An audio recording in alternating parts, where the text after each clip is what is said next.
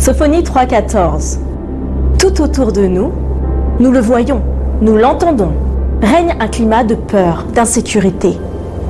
Les médias nous en parlent, notre contexte propre nous en parle. Économique, social, politique, ça ne va pas. Mais alors la vraie question c'est, que nous dit la Bible? Ce texte nous rappelle qu'il y a un Dieu qui a triomphé. Et il te le dit, réjouis-toi, triomphe, fille de Jérusalem, parce que ton Dieu arrive, parce que ton Dieu a vaincu. Alors, cela, c'est un message pour nous. Le livre de Sophonie met en contraste le jour de jugement le plus sombre, avec la lumière la plus brillante d'espoir et de salut. Ce livre est une perle cachée, un diamant sur un velours noir. Sophonie se divise en deux parties. La première partie raconte le jugement du jour de l'Éternel et la seconde partie le salut du jour de l'Éternel. La première est très poétique, où l'on passe avec aisance d'un jugement global à un jugement local. C'est un passage de dureté inégalée, avertissant d'un jugement divin sur le monde entier, ainsi que sur le royaume de Juda. La deuxième partie est une belle annonce de salut et de restauration. They're all over the place! Bogies are breaching the atmosphere from Finland down the North American seaboard.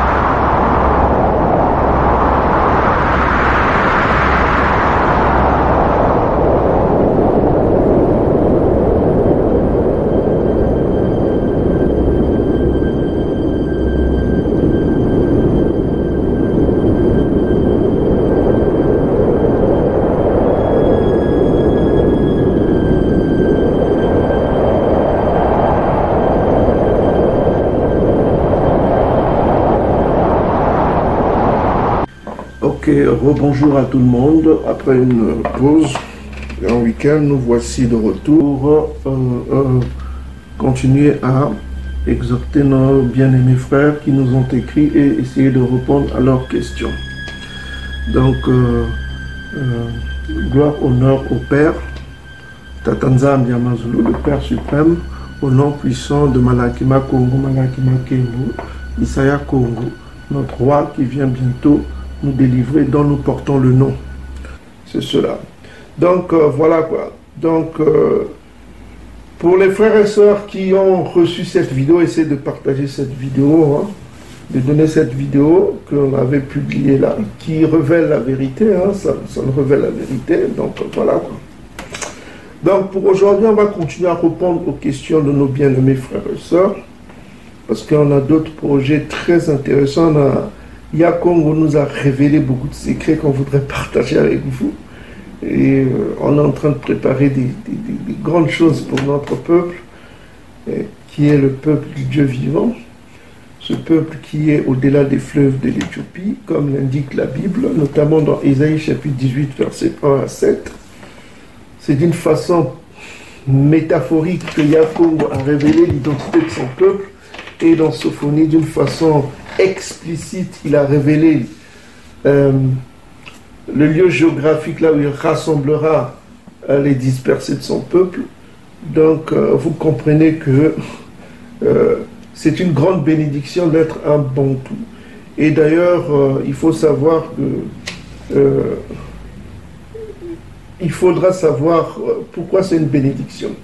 C'est une bénédiction que lorsque vous gardez les lois de Yakongo. C'est une malédiction lorsque vous vous éloignez des lois de Yakongo. Donc, il est bien de dire que je suis béni d'être Bantou, mais il n'est pas bien de dire que je suis Bantou, mais je ne respecte pas les lois de Yakongo. Si vous ne respectez pas les lois de Yakongo, vous êtes dans le mot de ce qu'on va voir. On va commencer par ce mot-là. Donc, avant de commencer la vidéo, on va vous montrer le mot qu'on va commencer avant de répondre aux questions de nos bien-aimés frères et sœurs. Donc, pour cela, on va aller d'abord dans le livre de Deutéronome. Deutéronome qui veut dire la seconde loi. Donc, on va aller Deutéronome chapitre 10, verset 12. Maintenant que vous savez que vous êtes Bantou, il faut savoir que vous avez ce qu'on appelle des obligations. Ok? Vous aurez des droits. Le droit de dominer sur les nations. Toutes les richesses de nations appartiendront aux Bantous. On a déjà parlé des bénédictions qui viendront aux Bantous. La vie éternelle, c'est pour les élus Bantous. Donc, ne vous trompez pas. Tout ce qu'on vous dit, c'est la vérité. Et ça s'accomplira. Parce que les promesses, c'est pour vous. Romains chapitre 9, versets 3 à 6. Toutes les promesses de la Bible, c'est pour vous. Donc, voilà. Donc, si vous ne rentrez pas dans la matrice biblique, si vous ne rentrez pas dans le coma, si vous n'obéissez pas au coma, vous serez exclu éternellement. Je dis bien éternellement. Il n'y aura pas pitié pour vous, hein, parce que vous avez eu la grâce d'être Bantou, vous avez eu la grâce d'avoir le coma, vous avez eu la grâce d'avoir les réseaux sociaux actuellement pour avoir accès au coma, vous avez eu la grâce d'avoir des applications avec des Bibles multiples, multipliées par je ne sais combien.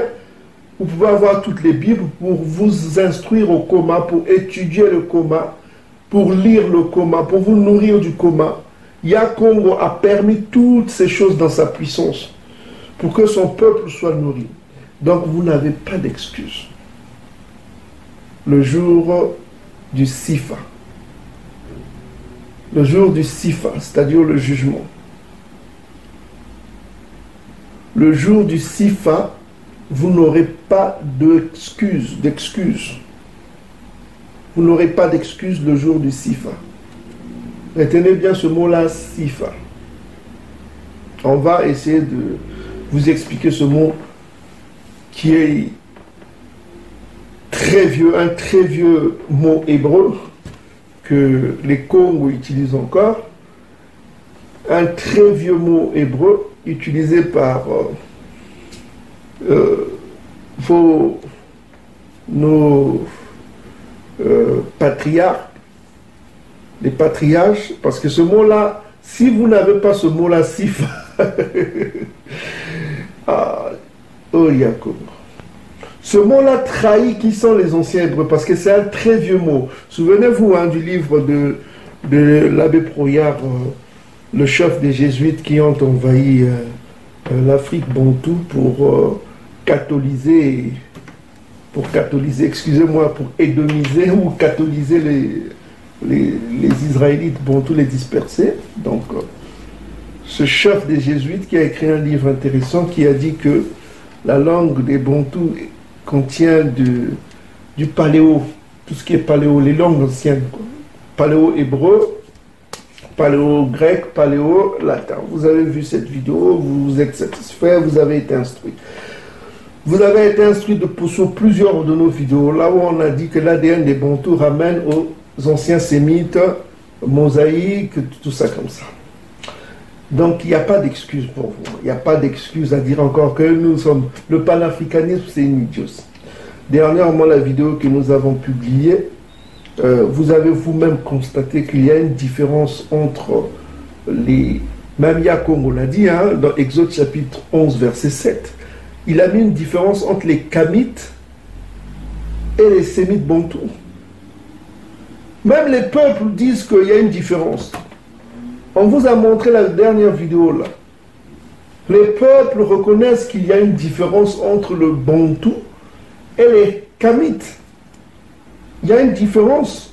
Les bantous font la circoncision, voilà, ils font la circoncision, ils gardent les lois, ils poussent leur barbe, tout ça comme ça, etc., etc. Le bantou doit être un homme de la loi.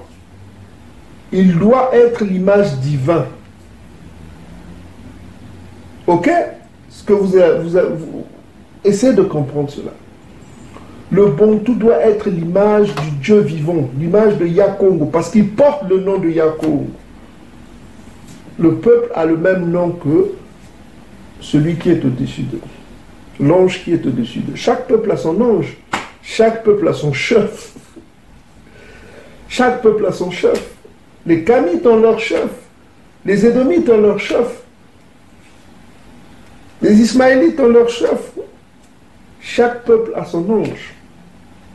Mais celui qui est au-dessus de tous les anges, c'est Yakongo. Donc Yakongo, celui qui vous a choisi. C'est lui dont vous portez le nom. Donc vous devez honorer ce nom-là, en vous comportant d'une façon digne, dans le coma, dans le respect du coma. Donc c'est pourquoi on va aller dans Deutéronome chapitre 10, verset 12, on dit ici, « Maintenant, Yissolé les Bantous, que demande de toi, Tatanzambi, ton Tout-Puissant ?» C'est-à-dire le Père, Tatanzambi c'est le Père. Il y a le Père, le Fils. Ok? Le Fils, c'est Yakongo, c'est Malakima Kongo, c'est l'ange Kongo, l'archange Kongo. Ok? Il n'y a que 2. C'est le chiffre 2 qui guide le monde. Il n'y a que le 2 chiffres, le Zolé, qui donne le Zola, l'amour. Tout a été créé en 2. Yakongo a tout fait en 2. Vous avez les 2 yeux pour voir, vous avez les 2 oreilles pour entendre. Et si vous ne voyez pas, si vous ne comprenez pas, ce n'est pas à nous de vous donner le Bina. C'est à Yakongo de vous donner le Bina, mais vous ne pouvez recevoir le Bina, qui est la compréhension, que si vous obéissez à la loi. Parce que le Bina, c'est le Saint-Esprit qui le donne. C'est le Saint-Esprit, c'est l'esprit de Yakongo qui le donne. Si vous n'avez pas l'esprit de Yakongo, vous ne pouvez pas avoir le Bina. Vous ne pouvez pas avoir la compréhension du coma. Vous ne pouvez pas avoir le Bina du coma. Parce que vous allez errer ça et là. Parce qu'il faut savoir que la Bible comporte des contradictions. Parce qu'on peut avoir des contradictions parce que la traduction faite par les Édomites n'a pas été fidèle à la langue Congo. Parce que l'Édomite a voulu traficoter à sa sauce. Donc pour connaître ces pièges que l'Édom a mis, il faut avoir l'esprit Congo. Il faut avoir l'esprit Congo. On ne peut pas vous le cacher. Vous trouverez des contradictions dans les traductions, là, dans les traductions que nous ont données Edom. Mais pour aller au-delà de ces contradictions-là, il faut avoir l'esprit Congo. C'est l'esprit Congo qui va vous guider pour vous amener à la vérité suprême. Parce que le coma est tombé entre les mains de Edom. Donc c'est en vain que le scribe mensonger, plein de mensonges, a essayé d'introduire beaucoup de choses. Et nous l'avons démontré avec le nom de Jéhovah. Vous pouvez aller voir notre vidéo sur le faux nom de Jéhovah. Ok? Donc il faut avoir l'esprit Congo pour connaître les contradictions apparentes de la Bible et pour mieux comprendre le coma. Si vous avez un esprit faible, vous ne pouvez pas comprendre le coma dans son intégrité. Donc le coma est vrai, le coma est vivant. Il faut appliquer ce que nous recommande le coma. Et toujours est-il, je répète, tout le monde est égyptien, tout le monde est nous, tout le monde est pareil, quoi. Voilà quoi. Si vous tombez dans ce piège, c'est le piège que veut vous tondre Edom. Edom veut vous pousser à ce piège-là, que tous les Noirs sont les mêmes. Non, vous n'êtes pas les mêmes. Les Bantous sont des Sémites. Ok? Ainsi parle Yah Congo, au-delà des fleuves de l'Éthiopie, mes adorateurs m'ont dispersés. Il n'a pas dit dans toute l'Afrique. Il ne viendra pas prendre tous les Africains. Mais qu'est-ce que vous comprenez là? Je ne sais pas. Nous, on ne prêche pas tous les Noirs ici. Et Yah Congo ne viendra pas prendre tous les Noirs. Il va exclure d'autres. Il va réduire la population d'autres. Il va élever son peuple. Ok? Donc, voilà quoi. Je voudrais mettre en garde, parce que beaucoup de gens croient que Yah Congo, parce qu'il est noir, c'est un archange noir qui viendra rassembler et faire des bisous à tous les Noirs. Moi, je ne voudrais pas vous dire des mensonges. Hein. Je ne voudrais pas vous dire des mensonges. Je ne voudrais pas flatter qui que ce soit. Je voudrais vous dire la vérité. Nous ne prêchons pas la Bible. Le coma ne parle pas du panafricanisme. Idiot. Parce que je trouve que c'est une idiotie. L'idiotie, c'est quoi? C'est ignorer les différences des peuples. Ignorer les particularités des peuples. Ignorer les traditions des peuples. En Afrique, il y a des peuples nomades, il y a des peuples autochtones, sédentaires, il y a des peuples qui ont formé des royaumes, il y a d'autres qui n'ont même pas formé des royaumes, qui vivent pour eux dans leur forêt tranquillement. Mais c'est ça la vérité. Il faut connaître les différences des gens. Vous ne pouvez pas mélanger tous les peuples, vous êtes pareils. C'est une vraie bêtise. Il faut connaître qui est ton frère. C'est ça qui ruine, qui fout de la merde dans le continent. On veut forcer les gens à être ensemble, tout ça comme ça. Non, non. Edom est venu diviser des ethnies qui étaient... On parle en termes des ethnies en Afrique. Ben oui, il y a des ethnies. Ça, il ne faut pas ignorer cette réalité. Il y a des ethnies sémites, il y a des ethnies kamites. C'est ce que nous exprimons. Vous n'allez pas mélanger tout le monde, faire des mariages inter-africains, tout ça comme ça. Non, non, non, non, non, non, non. C'est interdit. Nous, on a enseigné ici que voilà, chacun doit se marier selon son ethnie. C'est ce que, pour les Bantous, hein, c'est préférentiel pour éviter le désordre. C'est ce que Massa nous a conseillé. Le prophète Massa, Nabi Massa. Si tu es Bantou, si tu es Bakongo, tu prends une femme Bakongo. C'est pour éviter le désordre. Tu es Louba, tu prends une femme Louba. Tu es Ngala, tu prends une femme Ngala. Ainsi de suite, c'est pour éviter le désordre. Nous devons vivre dans la loi, nous les Bantous, nous sommes un peuple sémite, divin, nous devons répéter le divin. C'est pourquoi nous enseignons à notre peuple. Mais si vous attendez de nous un panafricanisme idiot, ah non, non, non, nous ne sommes pas dans cette perspective-là, mes frères et sœurs. Nous ne sommes pas dans une perspective l'union des Noirs. Vous avez des prédicateurs pour ça, vous avez des sites, même des gens bantous qui prêchent ça aussi, qui veulent unir tous les Noirs. De l'Australie aux Philippines, les Noirs de l'Australie, des Philippines, les Noirs je ne sais pas quoi, ils veulent faire leur union des Noirs. Mais le Koma ne parle pas de l'union. Yakongo est contre le panafricanisme. Et on va vous le démontrer avant de commencer. Alors, donc pour vous les peuples bantous, vous qui êtes ici présents, il faut être ferme. Dans les dernières vidéos, on vous a montré, même les peuples reconnaissent qu'il y a une différence. Il y a une différence. Ils reconnaissent que tous les Noirs ne sont pas les mêmes. Bien qu'ils disent physiquement d'autres qui sont plus beaux que les autres, tout ça. Mais ils reconnaissent quand même que, le peuple bantou là, ils sont particuliers, ils sont différents des autres Africains. Ils sont différents, ils ont une particularité. Ils sont différents. C'est pourquoi nous prêchons cette différence-là. Il y a une différence. Et nous sommes en train d'accentuer cette différence, que le peuple aille dans le respect du Koma. Qu'il ne s'éloigne pas du Koma et qu'il ressemble au Kamit. Là, vous tomberez, vous mes frères et sœurs, vous tomberez dans Lévitique chapitre 18, versets 1 à 3. Ne suivez pas les pratiques des Kamites. Le mot actuel, c'est Kamit. Ancien, c'est Kamit, mais actuellement, c'est africain. Ne suivez pas leur façon de vivre. Ne suivez pas leurs pratiques. La sorcellerie, le vaudou, aller dans les marchés, les scarifications sur le visage, la boule à zéro, les femmes vont mettre les plateaux sur des lèvres, les hommes vont boire du sang des vaches. Non, mes frères et sœurs, ça, ce n'est pas pour nous. Laissons ceux qui vont vers le panafricanisme, tout le monde est égyptien, je ne sais pas quoi, ce bazar-là, laissez-les dans leur bazar. Âme sensible, s'abstenir. Le marché des fétiches de Lomé, fondé en 1863, est l'un des principaux marchés vaudou de la sous-région. Une région réputée pour sa culture animiste.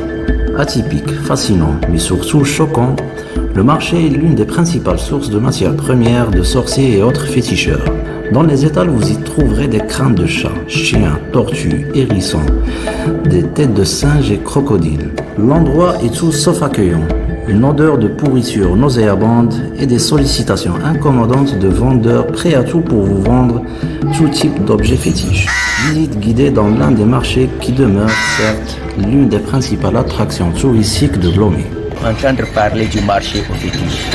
Et le marché aux fétiches étant l'unique dans la CEDEAO, composé de 15 États, nous tous dans ce milieu, dans ce marché, nous sommes originaires du Bénin. Mais il n'y a pas un marché aux fétiches au Bénin. Sur ce, nous avons deux sortes d'explications. Une au dehors qui concerne les restes d'animaux, les poupées et les oiseaux que vous voyez là, qui ne sont que les matières premières qui nous servent à composer les fétiches. Et la deuxième partie, c'est au couvent où il y a la finalité des ingrédients que vous avez vus au dehors, qui sont des objets gorgés d'esprit pour la protection, la chance, protection de la maison, contre les voleurs, les mauvais sorts, que je vais vous montrer un peu tard dès qu'on sera dans le temple. Voici ici, nous avons une tête de chien domestique. Avec la tête de chien domestique, tête de serpent nagear, tête de serpent vipère et mamba vert, plus quelques herbes, on compose un fétiche que nous appelons dans mon langage l'Egba. L'Egba, c'est le gardien protecteur de la maison contre les voleurs et les mauvais sorts, que je vais vous montrer un peu tard dès qu'on sera au couvent.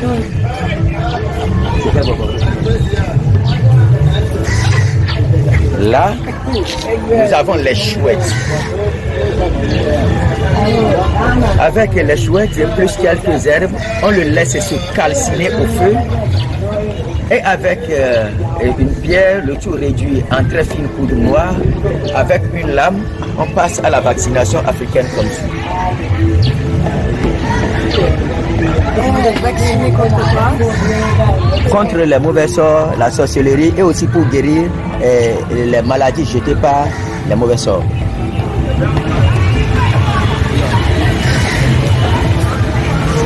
Là, nous avons des queues de chevaux. Les couteaux que vous voyez là, c'est bon ça? Les queues de chevaux.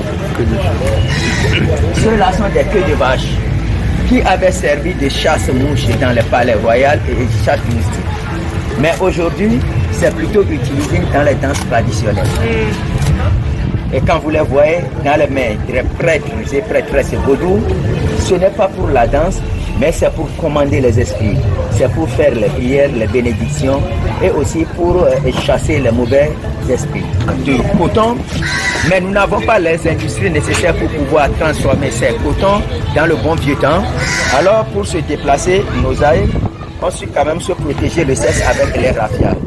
Et le monsieur a pour nom Afriqué, qui veut dire roi de la forêt, et Aflessi, la reine. Les deux femmes, le royal. Alors, les coups que vous voyez sur son corps, c'est pour représenter le dieu de la terre appelé Sapater, qui se manifeste à travers des boutons bizarres sur le corps, comme par exemple les varioles, les varicelles, les rougeoles, que la médecine moderne ne peut jamais guérir. Et un protégé de Sapater, si jamais tu lui envoies un mauvais sort, ou bien par exemple tu fais usage de mauvais œil, alors ça retourne à l'envoyeur. Toutes les sorts que tu vas jeter sur la personne retournent à l'envoyeur.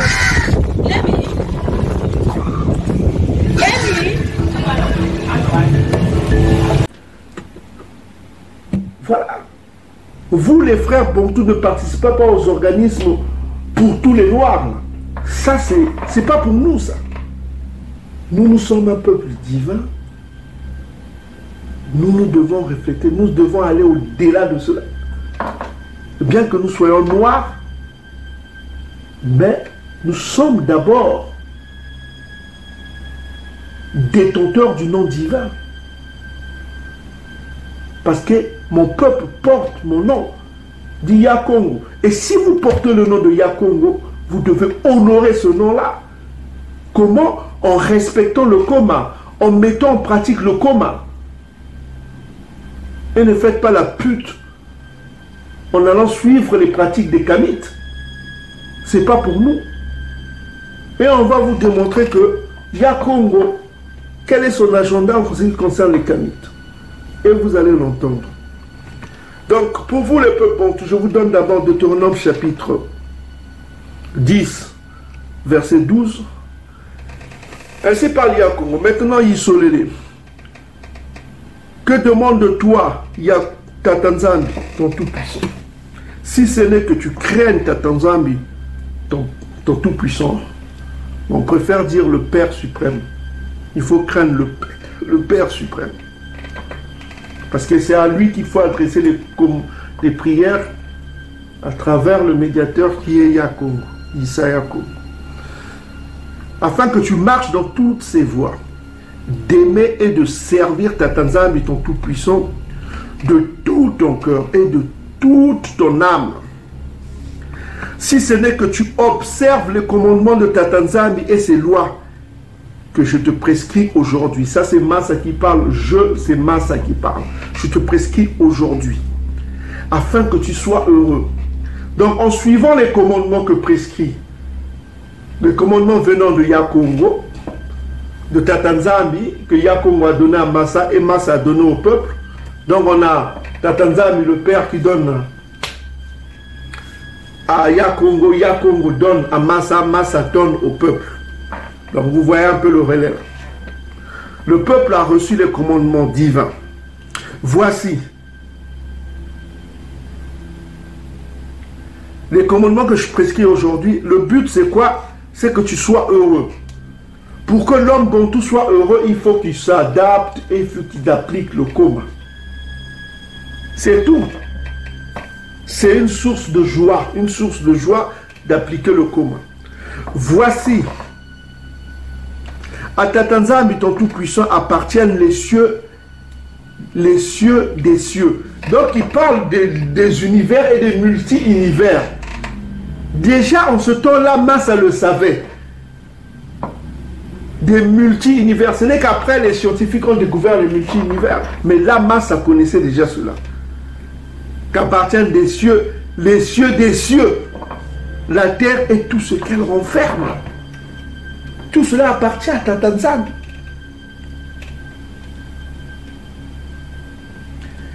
Et c'est à tes pères seulement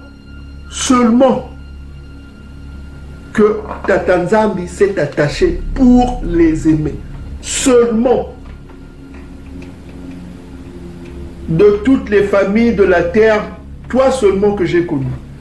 Donc ce n'est qu'au peuple bantou seulement qu'il s'est attaché. Il ne s'est pas attaché à tous les noirs. Il ne s'est pas attaché à tout le monde. Seulement. Écoutez bien l'adverbe là. Seulement que Tatanzambi s'est attaché pour les aimer. Pour les aimer. Là nous rentrons dans le Nouveau Testament, Romains chapitre 9 verset 13. J'ai aimé Yacouba et j'ai haï, j'ai eu de la haine pour Édom. Même le Nouveau Testament l'exprime. Seulement. Est-ce que vous commencez à comprendre, mes frères et sœurs?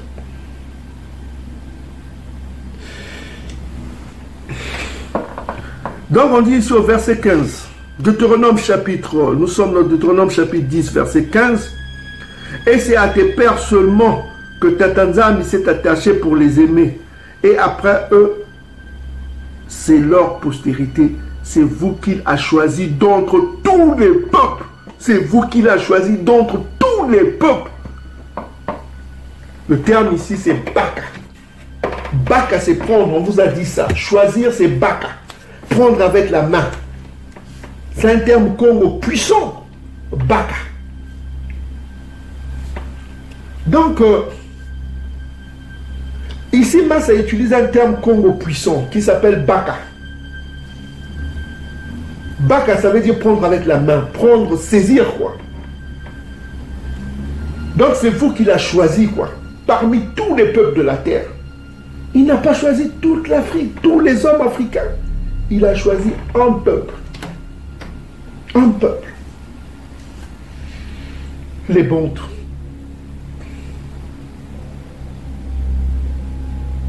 Il n'a pas choisi les gens du Ghana, les Akans, il n'a pas choisi les Akans qui sont des Oriens, on a démontré cela, il n'a pas choisi les Akans, il n'a pas choisi les Yoruba, il n'a pas choisi les comment on appelle, je ne sais pas, d'autres peuples d'Afrique, il n'a pas choisi les Mandins, il n'a pas choisi les Peuls, il n'a pas choisi je ne sais pas,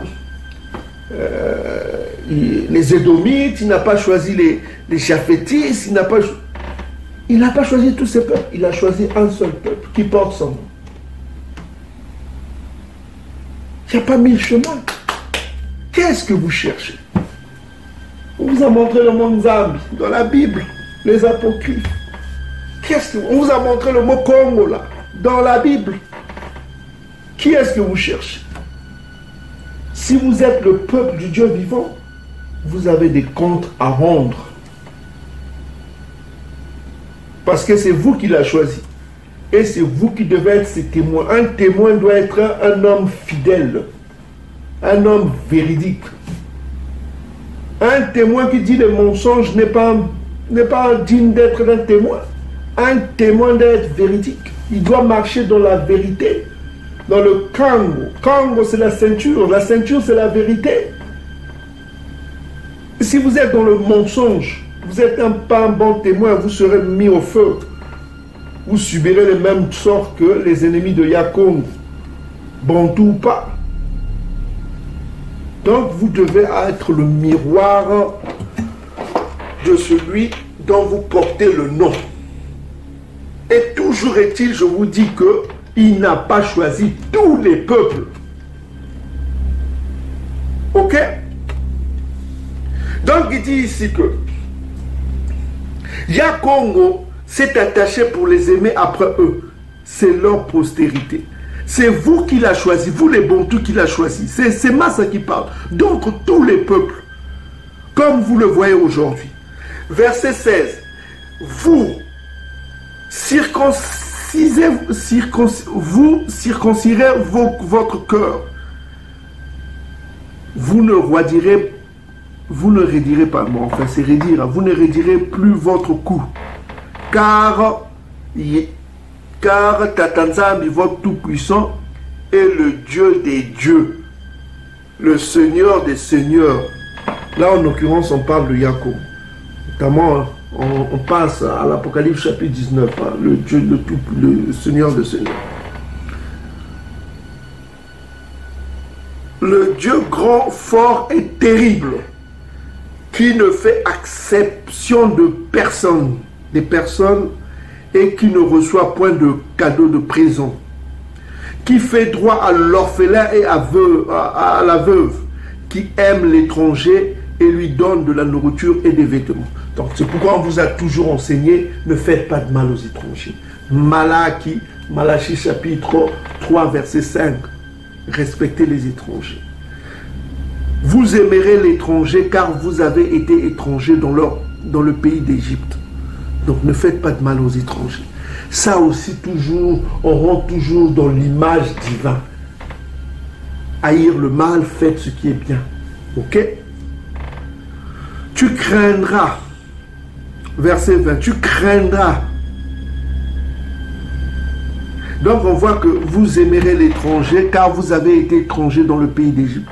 Donc on voit que il y a même des fresques muraux égyptiens qui montrent qu'il y avait des noirs esclaves attachés. Mais il y en a qui viennent dire, il n'y avait pas d'esclavage en Égypte.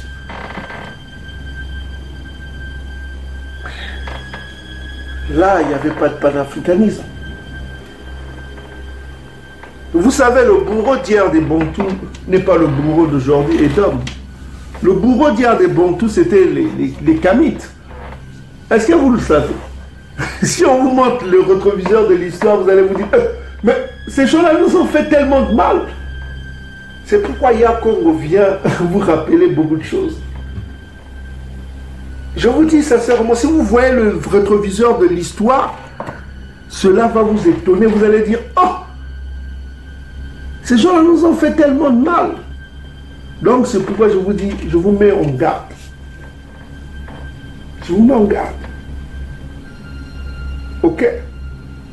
Je vous mets en garde contre le panafricanisme idiot. Idiot. Parce que pourquoi c'est idiot?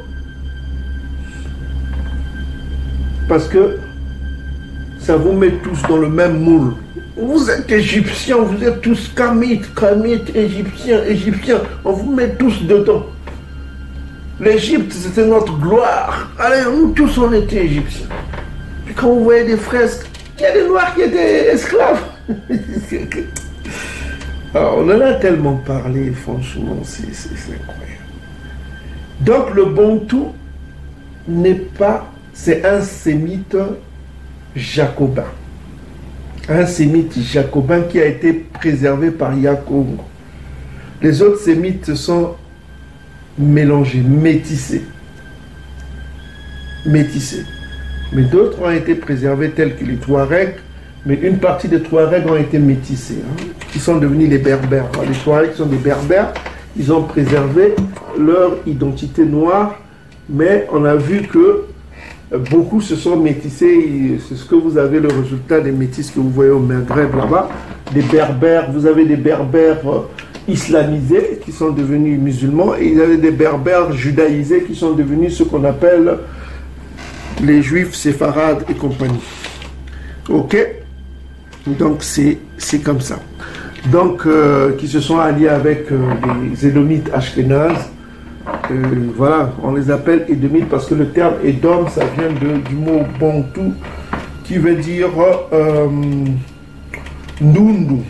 En hébreu, c'est Ndundu qui veut dire le rougeâtre. Rougeâtre, le terme rougeâtre qui dérive du rouge. Et ce terme-là, si vous voyez le son Ndou, deux fois, le même son qui revient. C'est comme un Ndou.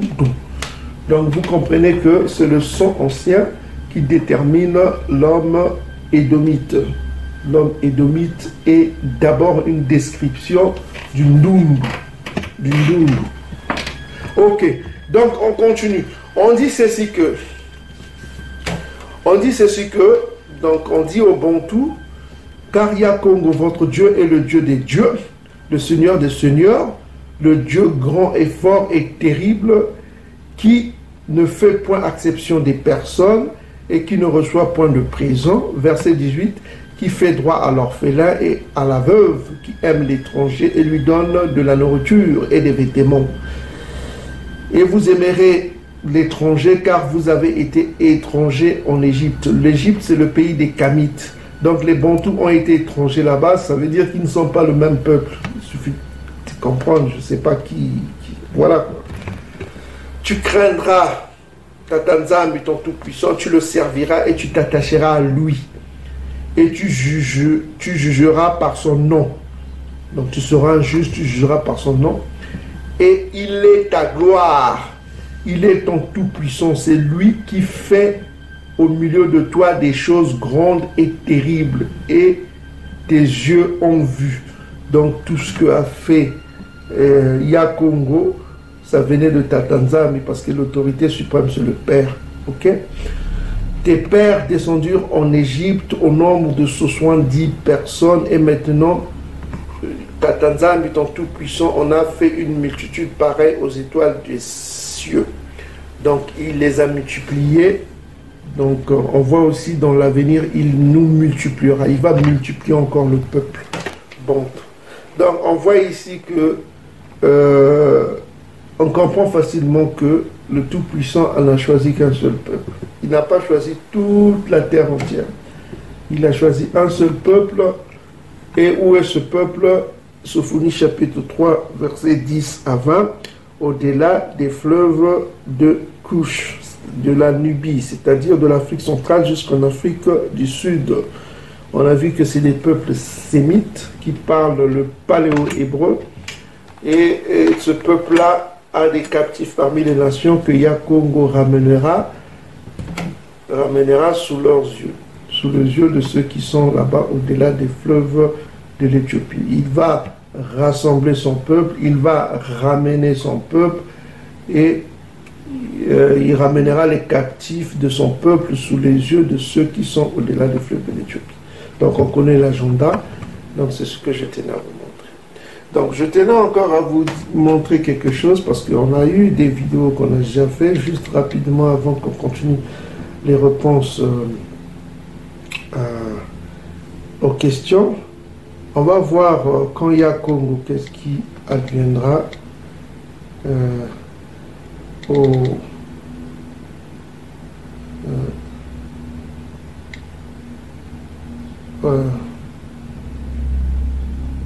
ok. On va aller voir quelque chose. On va aller dans Sophonie chapitre 2. Parce que il faut savoir que quand Yakongo viendra, il faut savoir ce qui va arriver à certains Kamites. Hein. Certains Kamites, surtout ceux-là qui sont en train de prêcher le peuple bantou, les Congolais avec K.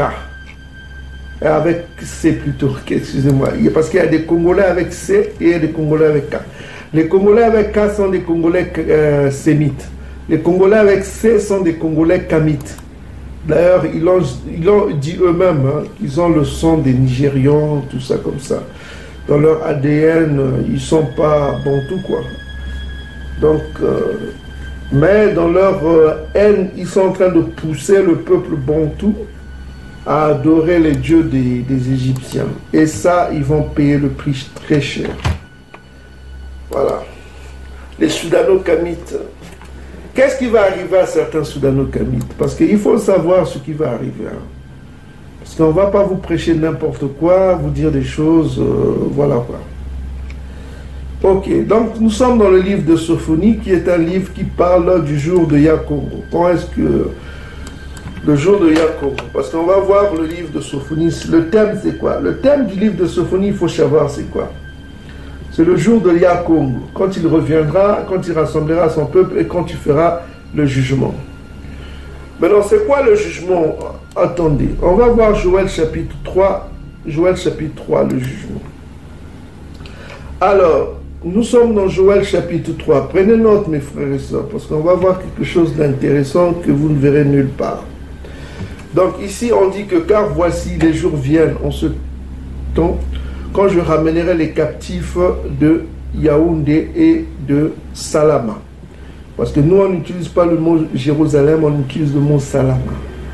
Et ça, c'est dans la Bible, vous pouvez aller au psaume, on l'exprime bien, le nom c'était Salama.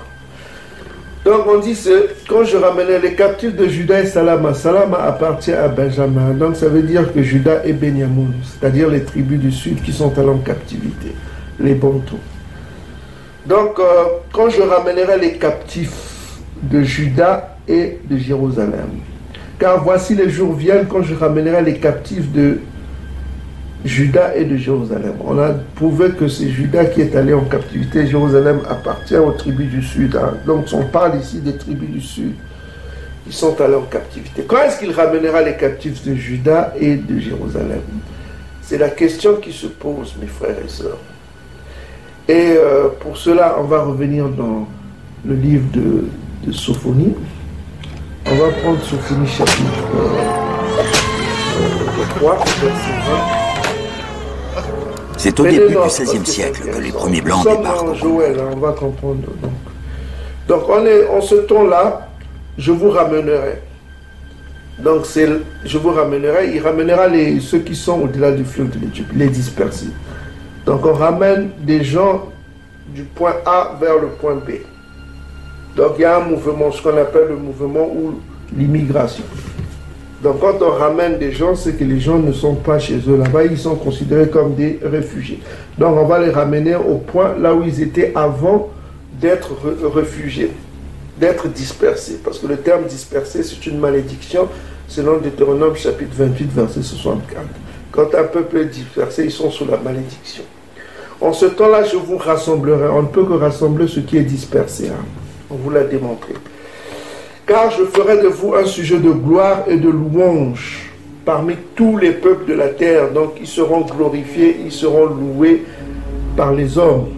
Quand ils verront un miracle, c'est quoi ce miracle? Quand je ramènerai vos captifs sous vos yeux. Sous vos yeux, les yeux de qui? De ceux qui sont dispersés au-delà du fleuve de l'Éthiopie. Le verset 3.10 l'indique. Mes dispersés, mes adorateurs. Donc les captifs des Bantous seront ramenés sous les yeux des Bantous. Et quand ils seront ramenés, et Joël l'indique ici dans Joël chapitre 3, on dit ici, car voici le jour vient ce temps-là quand je ramènerai les captifs.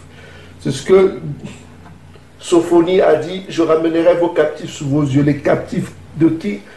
Des Bantous. Donc, les Bantous ont des captifs. Ces captifs-là tiennent quel nom? Le nom de Juda et Jérusalem, c'est-à-dire les tribus de Juda et Yaoundé. Donc les tribus de Yaoundé qui sont en captivité. On vous l'a démontré dans Lamentation chapitre 1 que Yaoundé est en captivité. La tribu de Juda, une partie est restée, une partie est en captivité. On a vu que c'est les Bakongo qui sont allés en masse de l'Angola. Nos frères Bakongo de l'Angola, nos frères Bakongo du Congo-Brazzaville, Congo-Kinshasa et de l'Est de l'Afrique, du Zimbabwe, Mozambique, tout ça.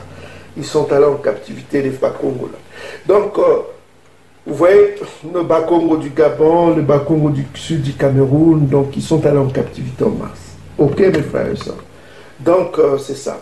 Quand il dit que je ramènerai les captifs de Juda et Jérusalem, il ramènera les captifs des Bantous sous leurs yeux. Je rassemblerai, c'est le même terme qu'a utilisé, le même verbe qu'a utilisé Sophonie 3, verset 20. Je rassemblerai, voilà, là maintenant il va rassembler qui? Pas les Bantous, mais il va rassembler toutes les nations et je le ferai descendre dans la vallée de Yassafa. Yassafa. Donc les gens lisent ce mot-là, Yassafa, et là j'entrerai en jugement avec elles, avec les nations. Donc les nations recevront ce qu'on appelle le jugement. Donc le jugement des nations. Au sujet de quoi? Pourquoi il va juger les nations? Au sujet de mon peuple, dit Solélé, mon héritage, qu'elles ont dispersé. Ils ont dispersé les Bantous parmi les nations. Hein. Donc on sait que les Bantous ont été dispersés parmi les nations. Tout le monde est informé que les Bantous sont dispersés parmi les nations. En l'an 70, qui ont saisi Salama et qui ont pris Salama comme leur propriété, hein, qui ont brûlé Salama, tout ça comme ça. Et le peuple a été dispersé. Et on a vu que les mêmes Édomites sont revenus avec les bateaux pour encore disperser encore les mêmes Bakongo, et ceci parmi les nations à travers l'esclavage transatlantique et puis l'esclavage de l'océan Indien de l'Est de l'Afrique. Donc on voit que le même Édomite ne s'est pas arrêté en l'an 70 pour faire sa merde. Il est revenu encore faire sa merde des années plus tard. Non seulement il s'est arrêté, il ne s'est pas arrêté là, il a continué encore avec le coupage des mains des Bantous. Il a envoyé le sida aux Bantous, des maladies diverses. Donc je ne vous fais pas un dessin, vous savez tout ce qu'Édom a fait. On a publié dans les vidéos diverses ce que l'homme édomite a fait au peuple, le Baïd Kongola, ce qu'on appelle la maison de Kongola. Baïd Kongola, c'est ce qu'on appelait Jérusalem. Un autre nom de Jérusalem, c'était Baïd Kongola, qui veut dire la maison de Kongola. Donc, ne vous trompez pas pour ceux qui, notamment, qui croient que Jérusalem, hein, Jérusalem, ce n'est que le lieu là où Israël actuel, c'est une partie, ce n'est que Jérusalem aussi. Donc, l'Israël antique était bien plus grand que cela. Hein. Si vous lisez dans Deutéronome chapitre 11, verset 24, vous lisez ça chez vous. Hein. Deutéronome 11, 24, vous verrez que Israël était bien beaucoup plus grand que le petit territoire qui constitue Jérusalem que vous voyez tous les jours. Donc, ils ont partagé le pays avec les Assyriens, les faux juifs, tout ça comme ça. Tous ces peuples ont partagé son pays. Le pays était bien plus grand que cela. Ils se sont partagés le pays. Donc c'est à cause de cela que les nations seront jugées. Ok? Parce qu'ils ont dispersé les Bantous parmi les nations, les Ngoyi, et ils se sont partagés le pays des Bantous. Ils ont tiré au peuple Monpo, le garçon prostitué, ils ont vendu les peuples Bantous. Ils ont vendu. Donc vous savez que quand il y avait l'esclavage, on vendait les esclaves. Et ça, vous pouvez le voir vous-même, ce qu'on appelle slave auction. Donc vous avez vu que beaucoup des Afro-Américains viennent, ceux du Sud viennent de l'Angola. L'Angola constituait le fief de l'ancien royaume Congo. Voilà, ils viennent de l'Angola, ils ont été vendus comme des marchandises. Hein. Quand vous voyez slave auction, ça veut dire vente, il y a même des prix. Vous voyez encore des affiches sur Internet, vous pouvez voir. L'histoire ne dit que la vérité du commun, qui exprime que le commun est vrai, mes frères et sœurs. Le commun est vrai, les prophéties sont vraies. Donc nous avons subi beaucoup d'humiliations, beaucoup de persécutions, beaucoup de tribulations. Donc voilà. Maintenant le mot que je voulais vous montrer, c'est la vallée. Ils vont descendre le peuple dans la vallée de Yassafa. Donc le mot ici se lit en hébreu actuel Yassafa. Mais les Bantous n'utilisent pas ce mot-là tel que le lit la Bible. Hein. D'ailleurs la lettre J est une invention. Donc voilà quoi. Donc le mot ici c'est, il y a deux mots hébreux. On va prendre ces mots. Voilà. Ce qu'on appelle, bon, on a prouvé que le mot Jéhovah c'est faux. Hein. Donc c'est Ya, c'est le préfixe Ya, Safa. Donc il y a deux mots ici, Ya à juger. Eux ils le traduisent Ya à juger. Donc il y a deux mots, il y a Ya et Safa. Ya o Safa. Ya o Safa. Maintenant, les Bantous n'utilisent pas le mot. Donc vous avez le mot Ya et Safa. Donc on va le montrer dans Blue Letter, qui sera plus plus explicite. Hein. Donc on va aller dans Blue Letter, qui est... Blue Letter va nous donner plus d'éclaircissement. Pendant qu'on charge, on va mettre Blue Letter. Alors, Blue Letter H32, on va voir Blue Letter. Alors, bingo. Donc, on a le mot ici que vous voyez dans la vallée de Josaphat. Bon, maintenant, voilà. Donc, vous avez ici, on va voir, ce mot-là est là. Voilà, ce mot en hébreu. Le mot en hébreu est là. Donc, vous avez le yod, le et, vous avez le yod. Excusez-moi. Alors, vous avez le yod et le e qui donne ya. Et vous avez le vav qui donne le son de o, hein, ya-o. Et vous avez les deux mots là, ya-o, ya-ho, ya-o. Et puis vous avez le préfixe, c'est ya-ho, ya-ho. On dit ya-ho. Et puis vous avez le suffixe là. Donc, on va reprendre. Vous avez le yod, qui a la forme de y, vous avez le he, vous avez le vav, vous avez le sin, vous avez le p, et la terminaison, ce que vous avez le tot. Ok? Donc, le tot, la consonne finale, on avale. Donc, on va diviser ce mot-là, en fait, est divisé en deux. Ce mot-là est divisé en deux, comme on l'exprime ici. Vous avez Ya et Safa. Donc, ce qui nous intéresse, c'est le mot-là, Safa. Qu'on utilise Safa, qu'on a utilisé Safa. Vous voyez ici, les dagesh qui ont été mis ici sont été mis par Edom, hein, en bas des lettres. C'est des dagesh, on vous a dit que c'est Edom qui met ça pour donner le son, parce qu'il n'avait pas de son. Mais le son n'est pas comme ça. Le son, c'est... On va aller dans le deuxième mot qui exprime le jugement. C'est Safa. Ce qu'ils appellent Safa.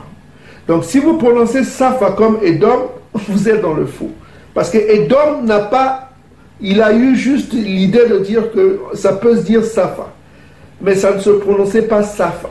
Ça se prononçait Sifa. Parce qu'il faut savoir, ici nous avons le signe qui a le son du S et le son de She. On vous a démontré cela dernièrement. Et puis vous avez le P qui a deux sons. Le P a deux sons. Ça peut avoir le son du P. Ça peut avoir le son du F. On va le démontrer. Si vous allez ici, le P c'est ça. Donc vous avez le P. Vous avez vu le P c'est ça. C'est la lettre que vous avez vue là. Or, nous, on ne l'écrivait pas comme ça, on l'écrit comme ça, en phénicien, en langue phénicienne, l'ancien hébreu. Nous, on l'écrit comme ça. Ça, c'est l'hébreu syrien. C'est les Khazars qui écrivent comme ça. Donc, on vous dit ici que le P a deux sons. Ça a le son du P et le son du F, comme je vous l'ai dit. Vous voyez, le P hébreu, la lettre P, en sémite, ça a le son du P et le son du F. Donc ça a deux sons. Vous avez le son du P, le son du F. Vous pouvez dire P, vous pouvez dire F. Ça, il faut le retenir. Donc on va revenir dans Blue Letter, dans Safa. Donc on dit ici, les Bantous utilisent, ils appellent ce mot-là Sifa. Sifa. Ils prononcent Sifa, pas Safa. Comme on le prononce en Yiddish. Donc les Édomites prononcent Safa, les Bantous prononcent ce mot-là Sifa, comme en ancien hébreu, Sifa. Donc on revient ici en français, ce mot-là qui est le H. Vous avez le H, ça s'appelle H, concordance biblique c'est H81-99, Sifa. On va prendre H81-99, Sifa. Donc, vous avez ce mot-là qui veut dire ici, Sifa. Nous, on prononce Sifa au lieu de shafa ou safa, ok? Parce que le sin a le son du sha, du che ou du si, du s.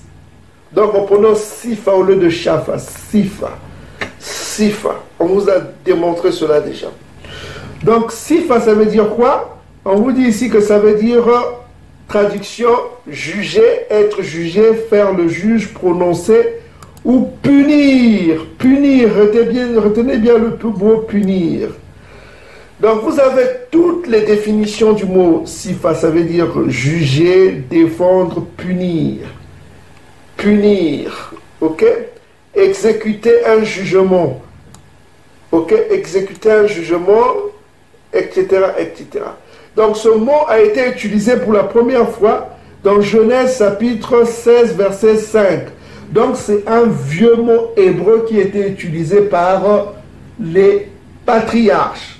Donc vous avez la suite dans Genèse, on a beaucoup Exode, Nombre, Deutéronome. Vous pouvez voir en bas beaucoup de versets, les livres de Juges.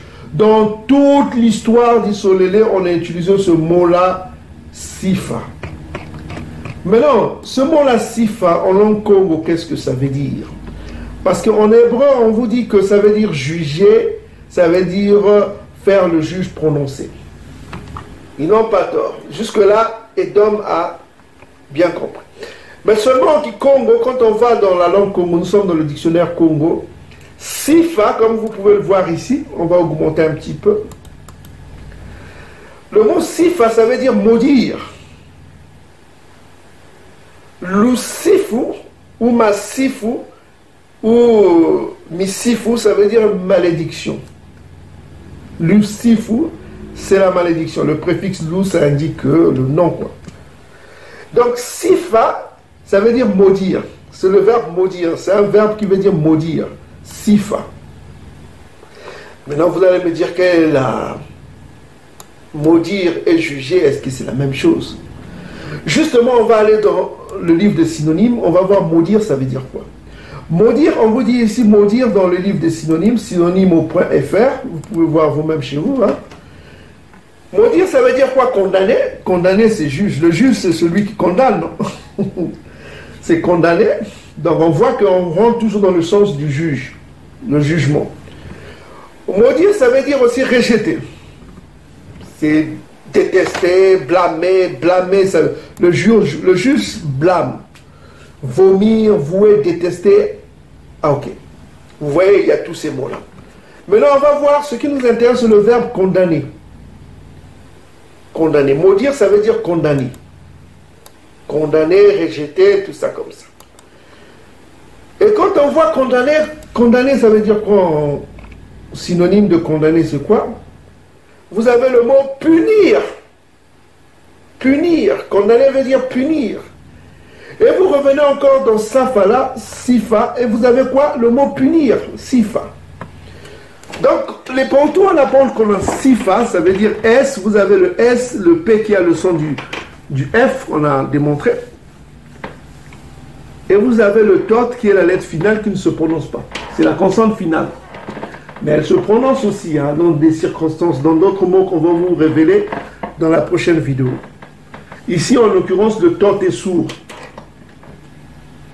Donc, au lieu de dire sifat ou safat, et ils disent safat, les bantous, ils prononcent sifa, qui a le même sens que, vous voyez, le SF.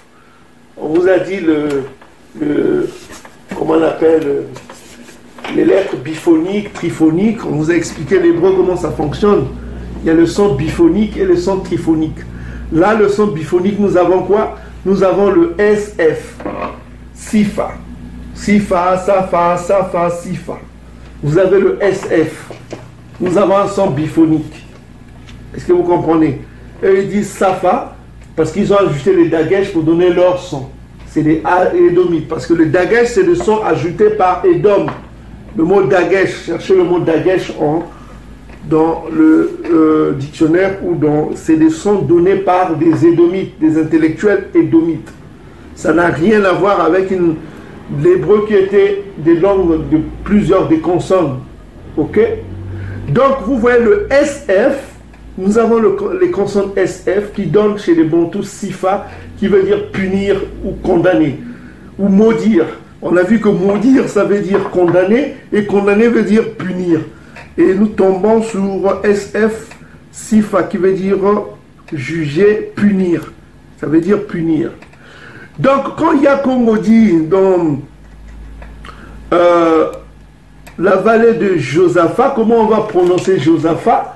Ce n'est pas Josaphat, on va prononcer Yaosifa. La vallée de Yaosifa. Donc, ça veut dire que Yaosifa, au lieu de dire Josaphat, c'est Yaosifa. Yaosifa. C'est-à-dire que Ya va condamner, va maudire. Ya va maudire, va punir. Va condamner, va punir. C'est-à-dire que la vallée où Ya va condamner et punir. Est-ce que vous commencez à comprendre le paléo-hébreu qui est une langue en fait de Kikongo et le Lingala? C'est pourquoi l'abbé Proyard vous a dit que les Bantous c'est une bibliothèque. Le peuple au-delà du fleuve de l'Éthiopie est une bibliothèque vivante. D'où les catholiques ont compris. Les catholiques ont compris là où il faut puiser la connaissance. Ils n'ont pas voulu que l'islam envahisse ce territoire-là. Ils ont tout fait pour que ce territoire soit des territoires catholiques. De nommer les évêques, les cardinaux, tout ça, dans ces territoires-là, que ce soit au Congo-Brazza, Congo-Kinshasa, ils veulent former des gens là-bas, dépenser beaucoup d'argent là-bas pour que l'Église catholique règne dans ces pays-là. Les jésuites ont tout fait. Il ne faut pas islamiser ce territoire. Ils ont tout dépensé, des sommes énormes. Maintenir ce pays parce que c'est une bibliothèque vivante. Une bibliothèque vivante. Là où l'abbé Proyard qui vous a dit que les langues anciennes, le paléo-hébreu ancien est là-bas. Le paléo-grec, le Kouané est là-bas. Le paléo-latin est là-bas. Parce que ces peuples ont vécu au temps de Isaïe, qui était leur frère. Ce peuple a vécu sous l'oppression des anciens Grecs qui parlaient le Kouané. Ce peuple a vécu sous l'oppression des anciens Romains qui parlaient l'ancien latin. C'est une bibliothèque vivante. Mais pour ne pas que le peuple comprenne, il fallait mettre des francs-maçons à la tête de ces pays-là pour aveugler les peuples, pour les amener à la francophonie, à l'usophonie, à l'anglo, qui soit des peuples anglophones, et qu'ils oublient leurs langues anciennes, les langues traditionnelles, le Kikongo, le Lingala, tout ça et le Swahili. Mes frères, n'abandonnez pas enseignez les langues là à vos enfants. Ils doivent connaître le Lingala et le Kikongo. C'est des bibliothèques vivantes. Ok, mes frères et sœurs. Donc, vous voyez avec l'exemple du Sifa. Donc, le Sifa, c'est ce qu'on appelle le Sifa. C'est quoi? C'est ce qui va venir bientôt. C'est la punition des nations. Le Sifa. Le Sifa.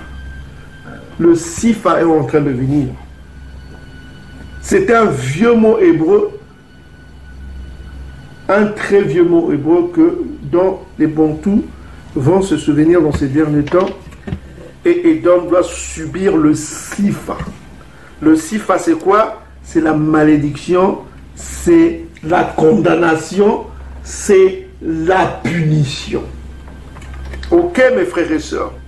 Donc, le Sifa est un mot purement sémite. Et quiconque n'a pas ce mot, s'il n'est pas Bantou, ce n'est qu'un Ngoi. Ngoi. Ce n'est pas bon tout. Donc, mes frères et sœurs, on allait le dire que on revient encore dans... Nous étions dans... Nous étions, mes frères et sœurs, dans Joël chapitre 3. J'entrerai en jugement avec les nations au sujet de mon peuple, dit Solélé, mon héritage qu'elles ont. Donc on va le prouver encore. Vous pouvez voir ici, si vous allez dans le mot jugement en hébreu, ça se dit mi-sipa. Donc on vous a dit que le P en hébreu, en paléo-hébreu, a deux sons. Il a le son de P ou le son de F. Vous pouvez voir sur Wikipédia ici, la lettre P en hébreu. Vous pouvez voir, comme on l'a dit tout à l'heure, voilà quoi. Donc la lettre P en hébreu, l'alphabet, donc vous voyez, se prononcer en P ou en F. Vous pouvez voir, ça se prononce en P ou en F. Voilà, vous pouvez dire Misipa ou Misifa. Donc vous voyez, ça se prononce en P ou en F. P ou F. P ou F. Comme vous pouvez voir sur Wikipédia ici. Donc nous, on le sait déjà parce qu'on a étudié le paléo-hébreu. Voilà, c'est ça. Donc vous avez ici la prononciation Misifa.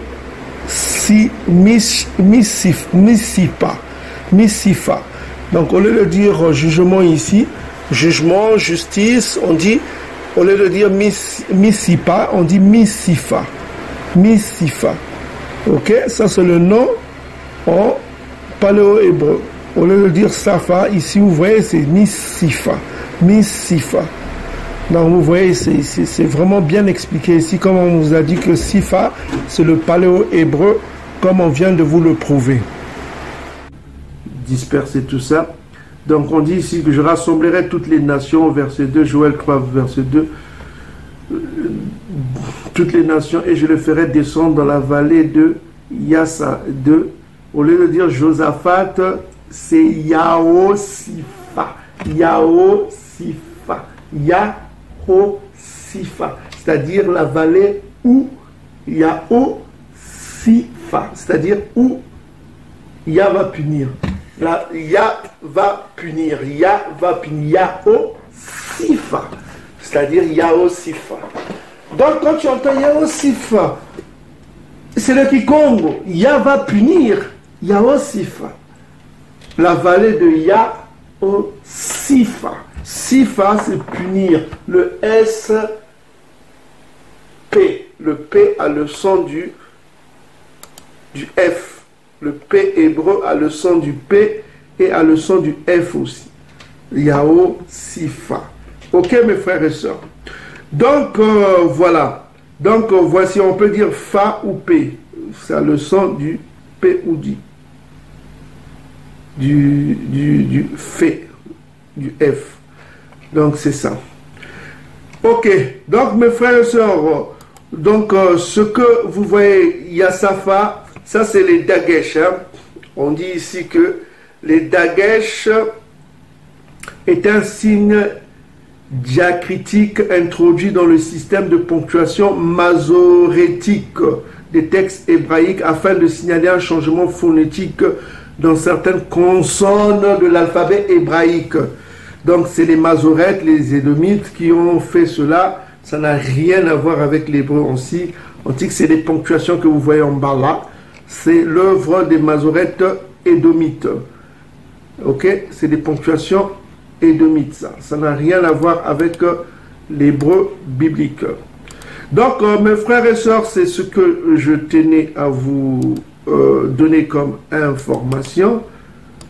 Et puis voilà, on va voir rapidement quel sera le sort de l'Afrique. L'Afrique s'appelle l'Égypte. Hein? Donc vous avez ici Joël chapitre 3, on parle du jugement des nations.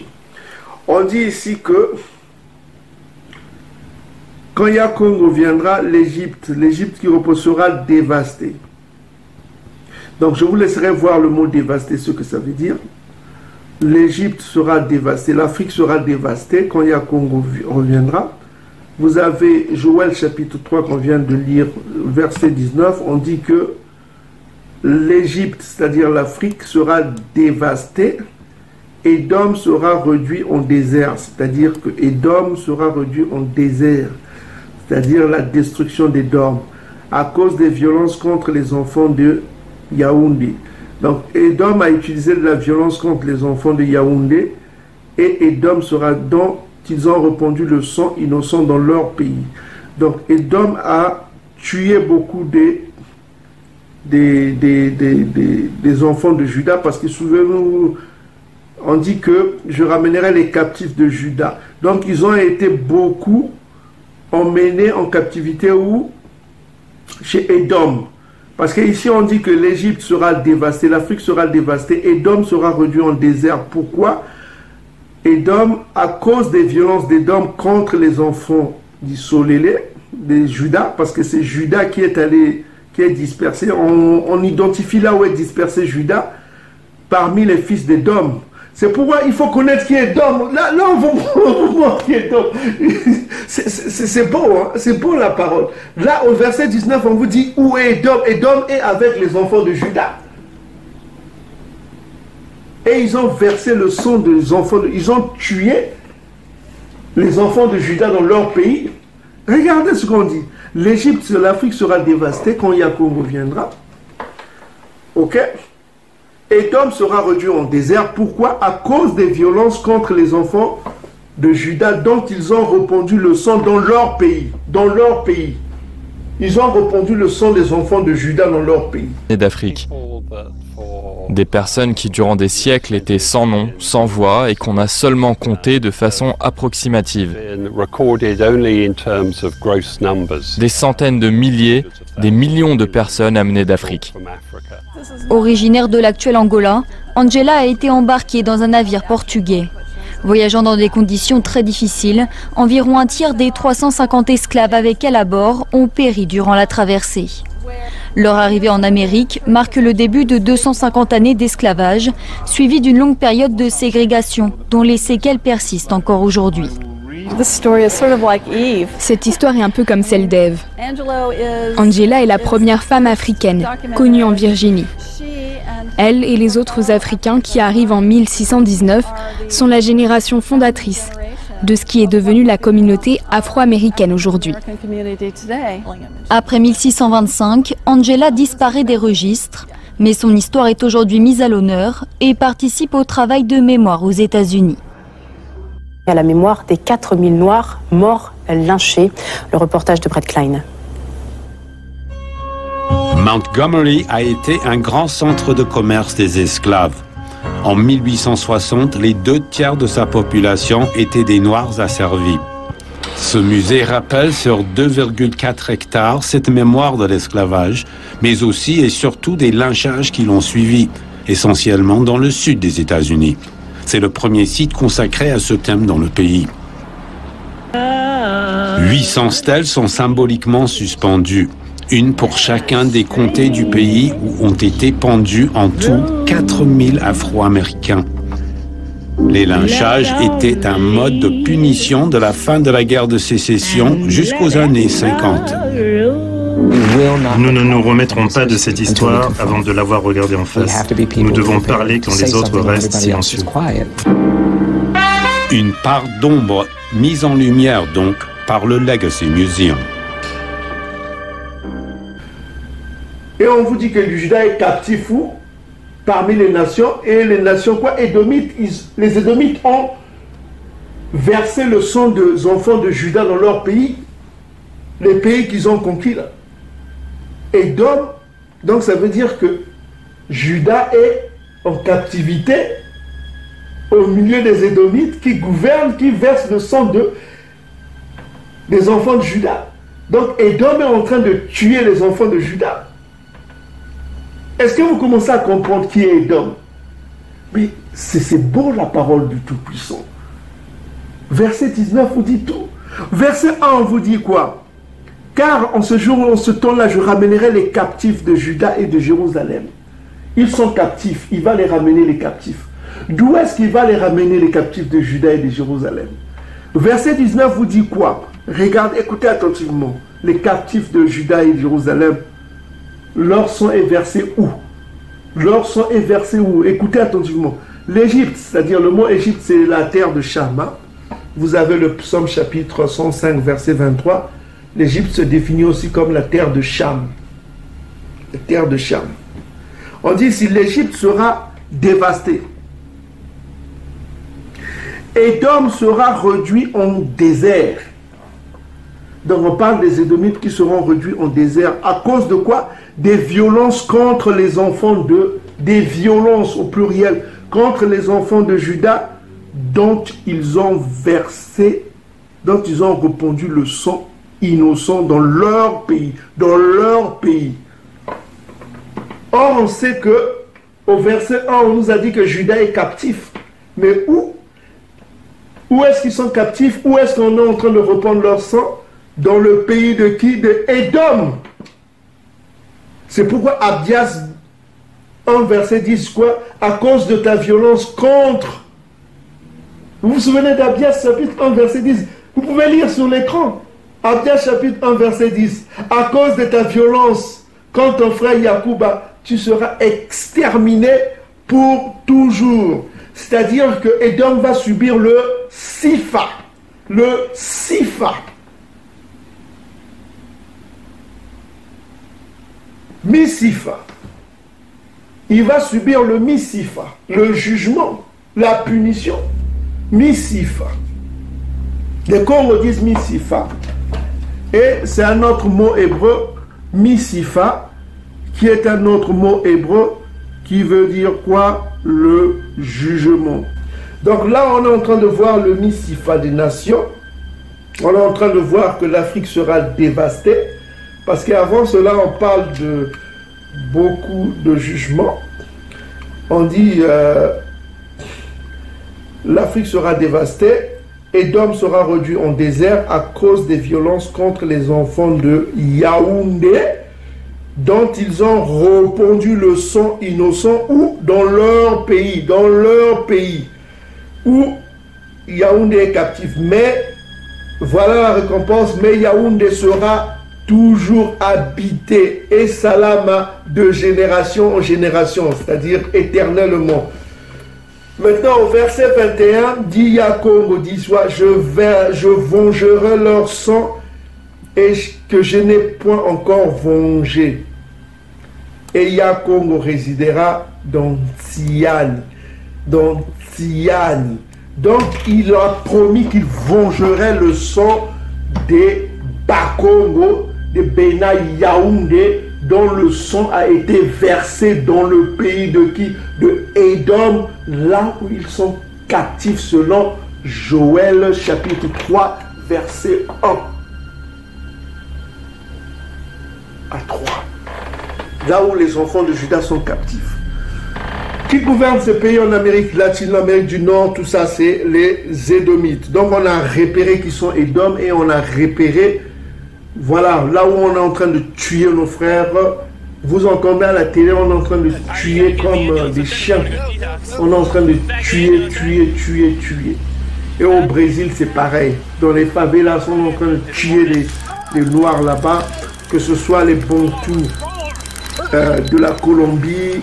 On est en train de les tuer, de les tuer.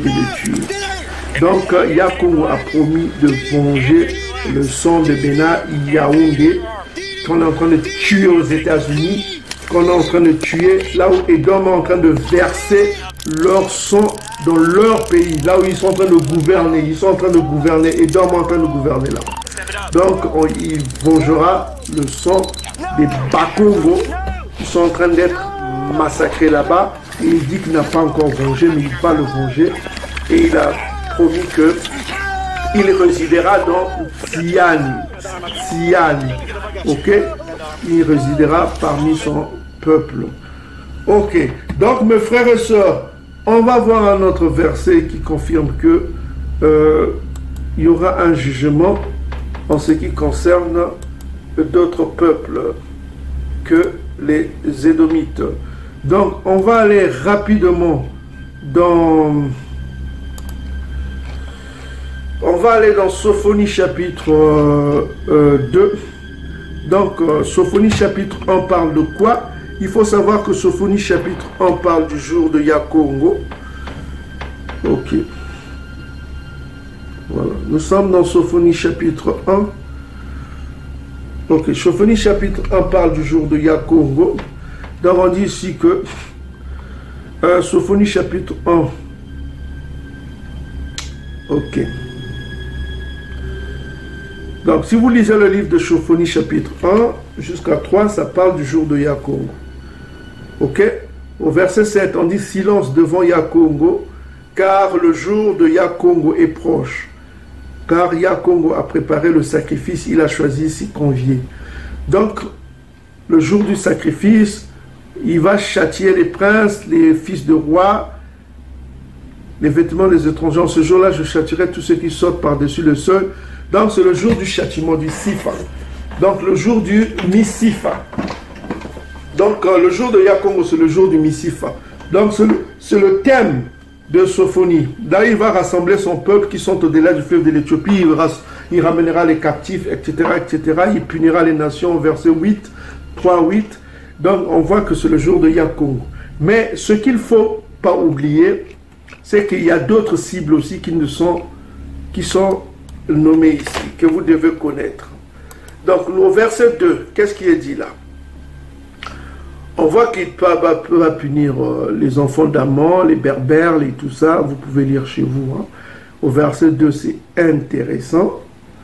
Ce qu'il faut savoir que c'est pourquoi, au verset 9, il dit, c'est pourquoi je suis vivant, dit Yakongo des armées, de tout puissant du soleil. Moab sera comme Édom et les enfants d'Amon comme Gomorre. C'est-à-dire, Moab et Ammon sont les berbères. Donc, les berbères, à l'origine, sont noirs. Et vous avez les métissés ce qu'on appelle au Maghreb. Hein, il y a beaucoup de métissés. Ils ont des sons des Grecs, ils sont des Romains. Ils ont des sons des Mahométans, bédouins. Ils ont des sons des Turcs. Ils ont des sons de Turcs en eux. Hein. Donc, c'est des peuples métissés. Ils sont devenus métissés. Mais les berbères originaires sont des Touaregs qui sont noirs. Donc on voit ici que la cible de Yakongo sera aussi les enfants d'Ammon. Les enfants, voilà quoi. Pourquoi ils ont injuré les peuples bantous? Parce qu'ils ont pris leur identité en se judaïsant. Ils ont volé l'identité des bantous en se judaïsant. Et on voit que certains Ishmaélites bédouins aussi se sont judaïsés, notamment les Yéménites. Ils se sont judaïsés aussi, eux aussi. Sophonie chapitre 9, 2, verset 9, c'est pourquoi je suis vivant. Yakongo des armées, Moab sera comme Sodome et les enfants d'Ammon comme Gomorre. Donc ils seront détruits. Vous voyez un peu ce qui s'est passé à Sodome et Gomorre. C'est une destruction céleste. Donc ils subiront un jugement céleste, c'est-à-dire les berbères, quels qu'ils soient, ils subiront un jugement céleste comme au temps de Sodome et Gomorre. Un lieu couvert de ronces et de mines de sel, un désert pour toujours. Donc, ce que vous voyez actuellement, pourquoi on a dit dans Joël que l'Afrique sera dévastée, l'Égypte, tous ces pays-là, dont se sont réfugiés les Berbères, tout ça, qui ont fui la partie est de l'Afrique, qu'on appelle le Moyen-Orient, qui est la partie est de l'Afrique, qu'on appelle par le terme Moyen-Orient est un terme britannique, qui ont donné ce mot Middle East. Ça n'a rien à voir avec la réalité historique. Ce pays est plus attaché, cette partie du monde est plus attachée à l'Afrique que le Madagascar. Ok? Que les îles qui sont proches de l'Afrique. Donc cette partie du monde est plus attachée à l'Afrique que Madagascar. Donc vous faites partie, vous mettez dans vos cartes d'Afrique pour les panafricanismes idiots. Donc voilà, cette partie du monde que vous appelez le Moyen-Orient est plus attachée à l'Afrique que Madagascar, que vous mettez sur vos cartes, ou bien que les îles qui sont proches des pays bantous, Sao Tomé, Principe, tout ça comme ça. Ces pays du Moyen-Orient sont plus attachés à l'Afrique, malgré le fait qu'il y a eu le canal de Suez qui est un ouvrage artificiel pour séparer l'Afrique du Moyen-Orient. avant le canal de Suez, qui est une invention maçonnique artificielle pour éviter que les bateaux traversent l'Afrique. On l'a déjà expliqué cela. Mais l'Afrique est plus attachée au ce que vous appelez le Moyen-Orient, qui est l'Est de l'Afrique, que Madagascar, que vous mettez sur vos cartes en exhibant que oh, ça c'est la carte de l'Afrique. Donc seul un idiot qui ne comprend pas l'histoire ancienne qui va séparer l'Amérique du Nord de l'Amérique du Sud et l'Amérique centrale de l'Amérique du Nord. Quand vous voyez l'Amérique, vous appelez l'Amérique du Nord, non? Et le Mexique qui est au centre, tout ça comme ça. Vous ne dites pas que ça c'est l'Amérique. C'est idiot. Pourquoi vous dites l'Amérique, les continents américains sont attachés, quand vous arrivez en Afrique et vous dites au nord de l'Afrique, ah, c'est le Moyen-Orient. C'est une idiotie, d'une bêtise tellement idiote que je dis que le panafricanisme rend idiot. Parce que c'est contrôlé souvent par les kamites, quoi. Voilà, ils ne comprennent pas, ils ne comprennent rien, quoi. Ils ne comprennent pas les réalités d'hier. Pour eux, les réalités d'aujourd'hui sont les réalités d'hier. Non, c'est pas pareil, hein. Les bourreaux d'hier ne sont pas les bourreaux d'aujourd'hui. Voilà. Les bourreaux d'hier, c'était les anciens Égyptiens, c'était les Soninké, tout ça qui tuaient les Bantous. Donc, voilà quoi. Donc, il faut voir le rétroviseur de l'histoire. Il ne faut pas voir l'histoire d'aujourd'hui par rapport à l'histoire. Non, il faut faire la distinction des peuples d'hier et des peuples d'aujourd'hui. Comment étaient les réalités d'hier? Il faut s'introduire dans ça. Il ne faut pas dire que la réalité d'aujourd'hui, c'est la réalité d'hier. Que l'Amérique actuelle était toujours gouvernée par les Européens. Il y a des années les années avant, il n'y avait pas un Européen en Amérique. Il n'y avait que des Indiens là-bas. Même avant, les Indiens n'avaient personne peut-être. Donc, il ne faut pas se dire que l'Amérique d'hier, les États-Unis, c'était les Blancs qui étaient toujours là-bas. Ou l'Australie, c'était les Blancs qui étaient toujours là-bas. Ça, c'est un idiot attardé, on ne peut rien faire.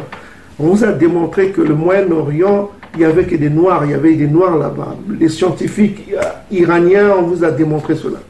On ne va pas perdre le temps pour voilà quoi, le panafricanisme idiot, quoi, sans queue ni tête, quoi. Donc le coma parle de la punition des Noirs berbères et des métis berbères, que ce soit les berbères judaïsés, que ce soit les berbères islamisés, ils subiront le même sort. Congo ne fait pas la distinction. Donc, ainsi parle Congo, ils seront comme Sodome et Gomorrhe. Les destructions seront, cela arrivera pour leur orgueil, parce qu'ils ont insulté et traité avec arrogance le peuple de l'Éternel des armées. Ils ont insulté le peuple de Yakongo, ils ont insulté les Bantous, ils ont volé leur identité. Yakongo sera terrible contre eux, contre les Moabites, les Berbères, car il anéantira tous les dieux de la terre. C'est-à-dire, il anéantira tous les dieux de la terre. C'est-à-dire, chaque peuple a son Dieu. On vous l'a démontré de cela. Et chacun se prosternera devant lui dans son pays. Dans toutes les îles des nations. Dans toutes les îles des nations. Verset 12. Vous aussi, les Éthiopiens, les Couchites. On ne parle pas de l'Éthiopie Abyssinie, là. On parle de la Nubie antique. La Nubie antique, les Soudano-Kamites. Ça, c'est le jugement des Soudano-Kamites, les Soudanais, les Couchites, les Couchites. Vous aussi, les Noirs, ils sont noirs comme Yakongo. Écoutez au verset 12, Sophonie chapitre 2, verset 12. Ça, c'est pas le panafricanisme qui vient prêcher, là. Il dit ceci, vous aussi les Couchites, les Soudanais Kamites. On vous a fait une vidéo sur les Soudanais, les Nigérians, les Yoruba, les tout ça. Quel sera leur jugement? Écoutez attentivement. Ainsi parle Yakongo. Vous aussi les Éthiopiens, vous serez frappés par mon épée. Vous serez frappés par mon épée. L'épée céleste. Pourquoi? Parce qu'ils ont poussé le peuple avec leur vaudou, là. Le vaudou. Allez dans les pays du Nigeria, Togo, Bénin, tous ces pays-là. C'est la sorcellerie. Ah, il y a des... On fait une petite pause. Il y a la police qui passe là. Bon, laisse-les passer. Donc on dit ici que vous aussi, les Nubiens, vous serez frappés par mon épée. Il étendra sa main vers le septentrion, etc. Et puis vous pouvez lire le reste. Nous, ce qui nous intéresse, Il dit, vous aussi, les Éthiopiens. Le mot Éthiopie ici, c'est Nubie, c'est couche. C'est les Couchites. Vous serez frappés par mon épée. Vous aussi, vous êtes la cible. Parce que vous avez entraîné mon peuple vers les pratiques sorcelleries. Vous serez frappés par mon épée. Quand Yakongo reviendra. Donc, je ne veux pas donner l'illusion aux Kamites pour avoir plus de vues, pour avoir plus de subscribers, tout ça. Mais je dois leur dire la vérité. Il ne vient pas pour l'Union africaine. Donc, on voit que les berbères noirs ou métissés vont subir le jugement. Ça, vous pouvez lire chez vous, hein, tranquillement. Hein. Sophonie chapitre 2, c'est le jour de Yakongo. C'est un livre sur le jugement. Le Misifa. C'est le Sifa là. C'est le Sifa. Yakongo ne vient pas pour faire des câlins aux gens. Dernièrement, on vous a dit que les Égyptiens qui seront épargnés, moi je vous dis sincèrement, ceux dont on réduira le nombre, c'est plutôt ceux qui sont allés en captivité. Là. Les Kamites qui sont allés en captivité auront un petit royaume.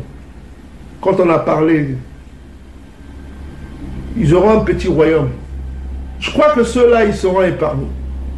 Mais ceux qui sont en Afrique, là, les Couchites, qui font leur sorcellerie, et puis leur christianisme idiot, là, tout ça comme ça. Vous êtes la cible, hein, de Yakongo. Avec vos fétiches, là, vos trucs à la con. Donc, si vous voulez être épargné, cherchez à amener les Bantous vers la loi. Aidez-nous à ramener le peuple Bantou. Peut-être Yakongo aura pitié de vous. Mais si vous continuez toujours dans votre idiotie là, l'Égypte antique, de tout ça, vous allez périr. Vous passerez par l'épée. Ici, on dit clairement, Sophonie chapitre 2, verset 12, le jugement de Soudano-Kamite. Il y a un jugement qui vous attend. On va aller plus loin. Quand Yakongo reviendra.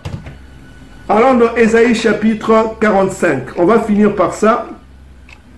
Et puis on va faire une pause, mes frères et sœurs, pour répondre aux questions de nos bien-aimés frères et sœurs. 14. Ok. Ésaïe chapitre 45, verset 14. Prenez note. Ça, c'est le jugement des Kamites. Ainsi parle Yakongo, les gains de l'Égypte, les Kamites, et les profits de l'Éthiopie, de Couche, les Soudano-Kamites, et ceux des Sabéens, c'est une ethnie couchite, nubienne, à la taille élevée, c'est-à-dire ceux qui ont des grandes tailles, là. Notamment ici on parle des peuples soudano-kamites et cananéens, des Maasai qui sont à la fois, qui sont des métis cananéens et soudanais, et on parle aussi des, ce qu'on appelle les Dinka, qui sont les grands Soudanais. Ils sont grands. Quand ils se sont déplacés en Afrique de l'Ouest, ils sont devenus les Mandika, que les Arabes ont appelés les Malinké. Ils sont grands de taille. Donc on dit ici que ainsi parle Yakongo, les gains de l'Égypte, les profits de Couche, parce que le terme Éthiopie n'est pas le bon terme, c'est Couche, c'est Nubie, c'est le même terme que au-delà du fleuve de l'Éthiopie dans Sophonie chapitre 3.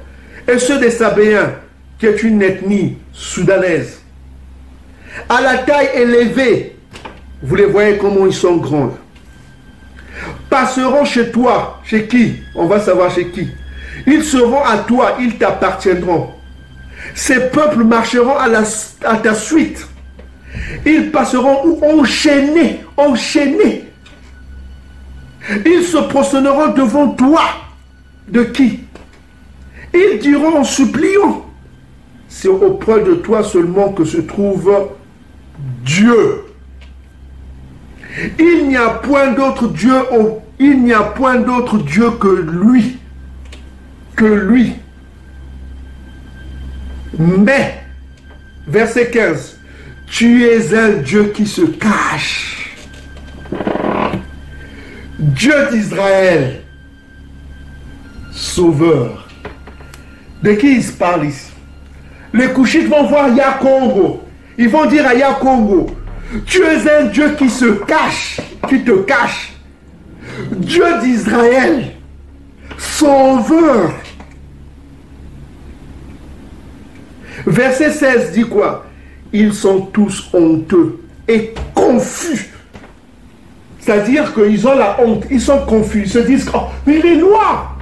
C'est ça la confusion. La confusion, c'est quoi? C'est quelque chose qui te met, qui t'interroge, quoi.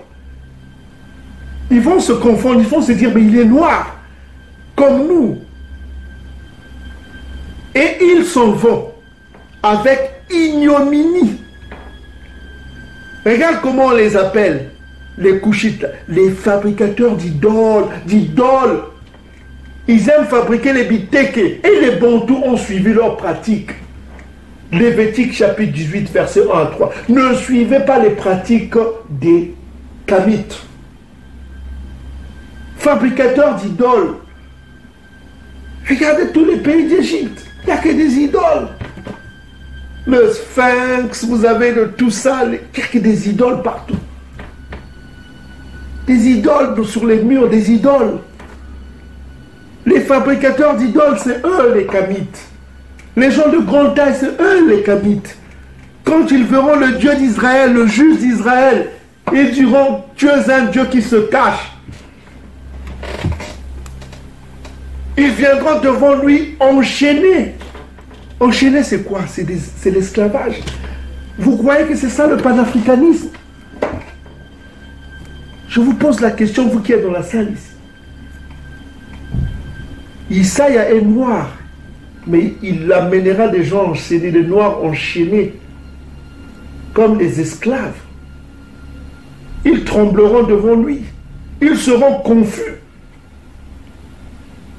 Ils diront que tu es un Dieu qui se cache. Pourquoi ils diront que c'est un Dieu qui se cache? Parce que tu es noir. Parce qu'on t'a... Si on savait que tu étais là, parce que tu te caches. Tu n'es pas comme on représentait le Dieu. Tu te cachais. Ils disent Dieu d'Israël, le sauveur, sauveur. Ils sont tous honteux et confus. Ils s'en vont avec ignominie, la honte. Les fabricateurs d'idoles. Et on leur met en garde, verset 17. C'est par Yakongo qui Solélé Bantou obtient le salut éternel. Il dit aux Bantous, vous ne serez ni honteux, parce que ni honteux ni confus. Mais les Kamites, eux, ils sont honteux et confus. On l'a dit avant. Eux, ils seront honteux et confus. Mais vous, les Bantous, vous ne serez ni honteux ni confus. Parce que le salut éternel, c'est pour vous. Là, il fait encore la distinction, Exode chapitre 11, verset 7, entre les Kamites et son peuple. Il dit que les Kamites, eux, ils obtiendront quoi? La confusion et l'ignominie, qui veut dire la honte. Mais il dit aux Bantous, vous ne serez ni confus, ni honteux, parce que le salut éternel, ça sera pour vous.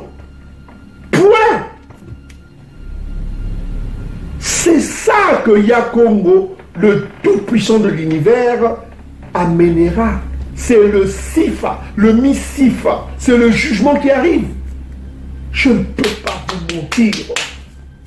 Yakongo est un tout-puissant rancunier, mais miséricordieux aussi. On réitère, nous sommes le 2 août 2020. Donc on réitère Ésaïe chapitre 45 au verset 14 sur le jugement des Kamites qu'on a déjà lu dans Sophonie chapitre 2 verset 16, si je ne me trompe pas. Sophonie chapitre 2 en tout cas. Donc ici on rappelle encore tout ce que subiront les Kamites. Donc nous sommes Ésaïe chapitre 45 verset 14. On dit ainsi parle Yakongo, les gains de l'Égypte et les profits de Couche, de l'Éthiopie. Le mot ici c'est Couche, c'est pas l'Éthiopie, hein, le mot grec. Le mot ici c'est Couche, c'est-à-dire les Soudano-Kamites, et ceux des Sabéens. Sabéens, c'est une tribu soudanaise, c'est une tribu couchite, à la taille élevée. Donc on les reconnaît à cause de leur taille, ils sont très élevés. Passeront chez toi et seront à toi. Donc ils seront une possession pour les Bantous, c'est-à-dire que ces peuples-là seront une possession pour les Bantous et pour l'autorité Bantou qui va régner sur toute la terre habitée, c'est-à-dire Malakima Congo. Donc ils seront une possession, ils seront des esclaves. Maintenant, passeront chez toi, ils seront à toi. C'est une possession, ils seront une possession pour l'autorité qui vient et par conséquent pour les élus bantous. Ces peuples marcheront à ta suite, ils passeront enchaînés. Donc c'est la condition des esclaves, de l'esclavage. Ils passeront enchaînés. Donc vous voyez, le Tout-Puissant qui vient, le Malak qui vient, bien qu'il soit noir, il entre, il va juger ces Soudano-Kamites parce qu'ils ont influencé son peuple. On l'a déjà vu hein, dans Ézéchiel, c'est-à-dire que les Bakongo, la tribu de Yaoundé, n'aura plus confiance quand ils se tourneront vers ce peuple. Notamment on a cité l'Égypte, c'est-à-dire Mizraïm.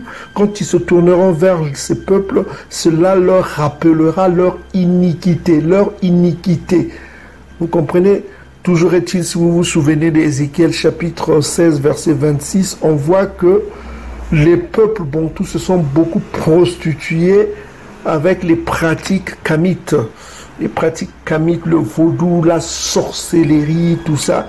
Parce que quand ils n'avaient plus de puissance, quand ils n'avaient plus l'aide de l'Aya Congo à cause de leur péché, parce que cette aide était conditionnée par le respect, l'obéissance à la loi, quand ils n'avaient pas cette aide, ils se tournaient vers les pratiques kamites, la magie noire, ils se tournaient vers la sorcellerie pour compenser la perte de l'aide mystique qu'ils avaient de la part de Malakima Congo.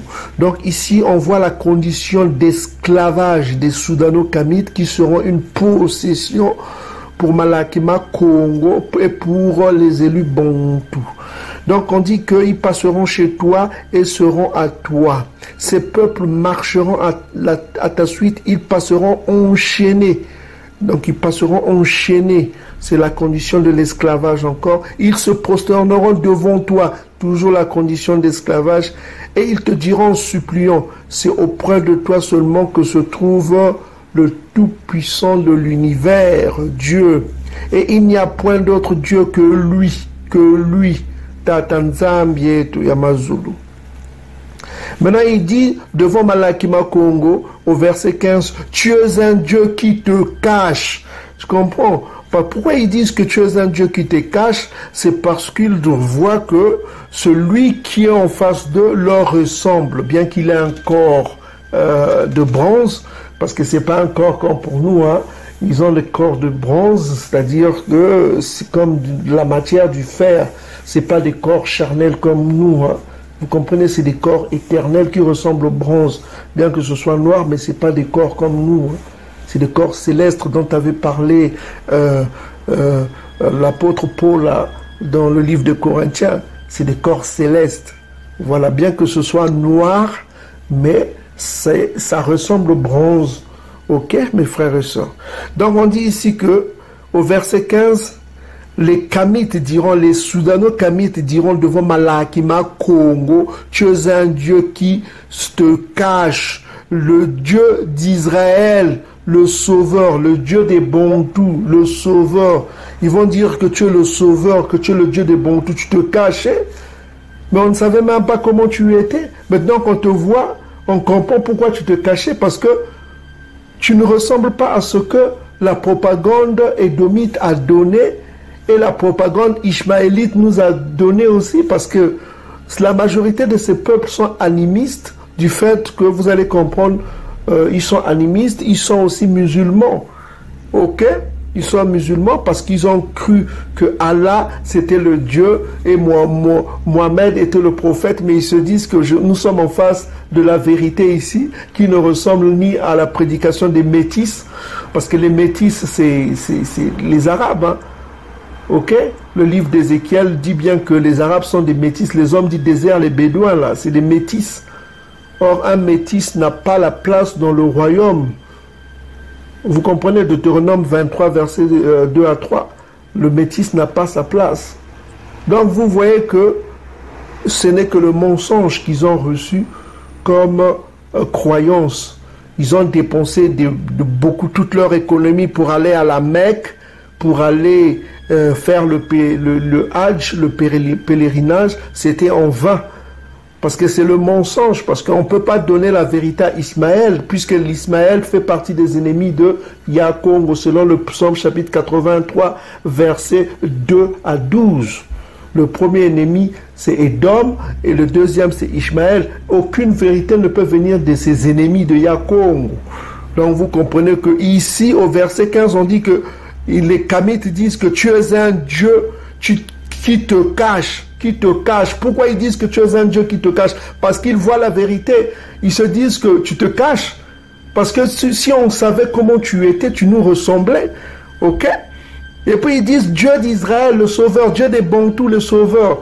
Donc il n'y a pas d'autre Dieu que le Dieu des Bantous. En fait, ils sont en face de qui? De l'image de Dieu, qui est Malaki. C'est là la présence de Yakongo qui sont en train de le voir. Maintenant, verset 16, l'esprit du prophète dit ceci, l'Esprit Saint dit ceci, ils sont tous honteux, confus, ils s'en vont tous avec ignominie, c'est-à-dire avec les fabricateurs d'idoles. C'est-à-dire que ces gens-là fabriquent des idoles pour les adorer, c'est des animistes.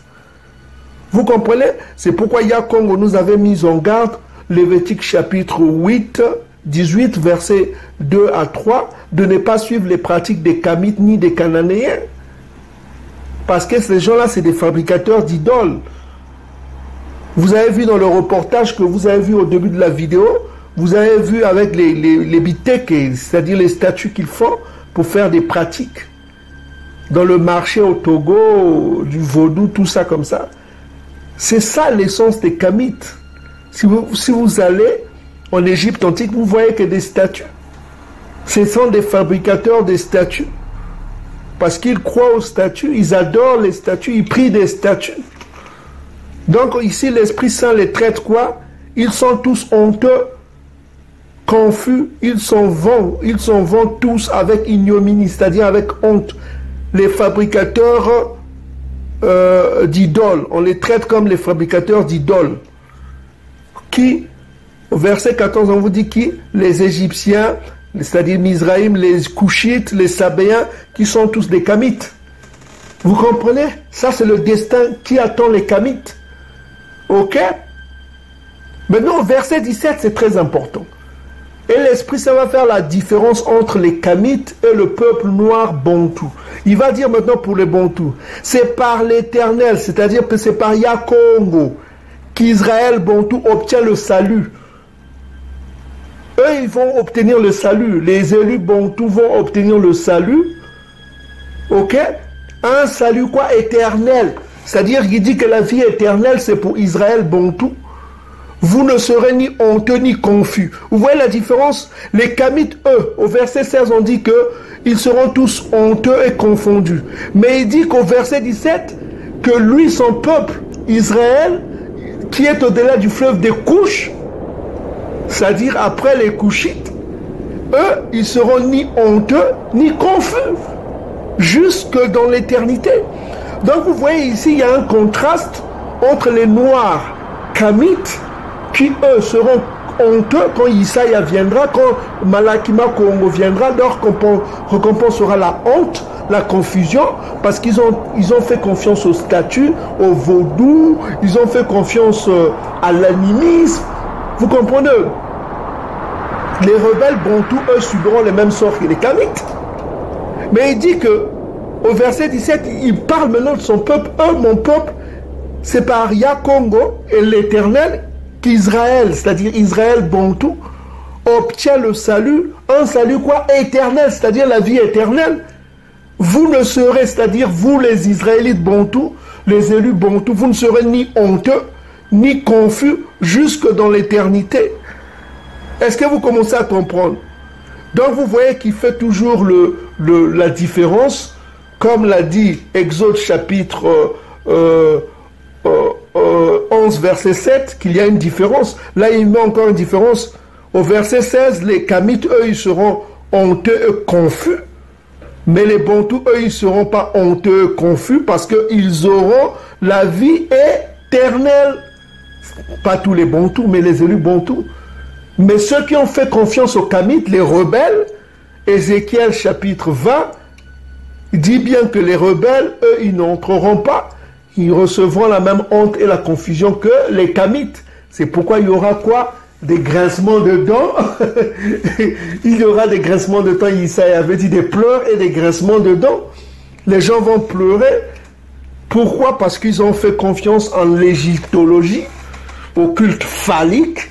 Ils ont fait confiance au dieu homosexuel des Kamites. Ils ont